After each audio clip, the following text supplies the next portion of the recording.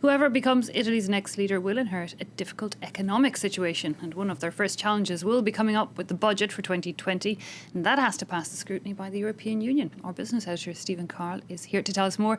Stephen, Italy is the fourth largest economy in the European Union, but we've had a lot of warnings about its economy in recent years. And that's mainly because of Italy's debt. It has a debt mountain of more than 2.3 trillion euros. That's a 10-digit figure. So big worries for anyone who's running a country with that much debt. It's worth more than 130% of the country's GDP. That's the value of everything the country produces over the course of a year. That figure rising as well, up 1.9 points over the past year. This at a time when economic growth is stagnating, unemployment is still high in Italy, particularly among the young. 28% of under 25s are out of work in Italy. So that's a big concern as well for anyone looking at the broad economy. So major political turmoil could send the country's borrowing costs spiralling. When you have that much debt, that's a big problem and could cause a huge issue for whoever will be the next Prime Minister of Italy. And that's why at this stage we have some commentators calling Italy the most fragile economy in the Eurozone.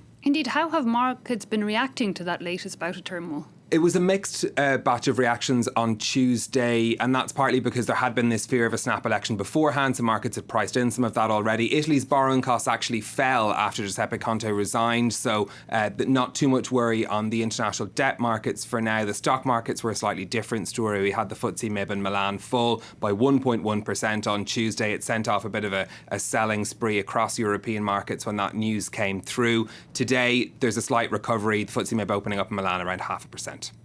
And so now we have talks to form a new coalition government, and all the while they still need to get their budget done. And that's going to be a battle with the European Union. Under EU rules, all budgets from member states have to be approved by the European Commission. The last time around, this was a big battle for Italy's now outgoing government. They had to agree to a very painful measure for January of next year, and that's an increase in VAT, the tax on goods and services, something that needs to raise 23 billion euros for Italy's state coffers. Any new government in this budget is going to be looking for another way to make up that money, because the VAT increase is going to be painful for all consumers. It's going to be very unpopular and a difficult decision to put into force. But with the economy not growing, the government has to find some way to try and bring down its deficit, as is required by EU rules. There isn't broad agreement about how to do that. This is a problem that Italy's been facing for a very long time. The leader of the League Party, Matteo Salvini, just yesterday saying that there should be a 50 billion spending package in the next budget. Very difficult to see where they'd find the money for that to be able to get it past EU approval. The government has to submit that draft budget to the EU by the 15th of October, which leaves very little time for the next leader. Indeed, time running incredibly tight. Stephen Carroll, thanks a lot for that.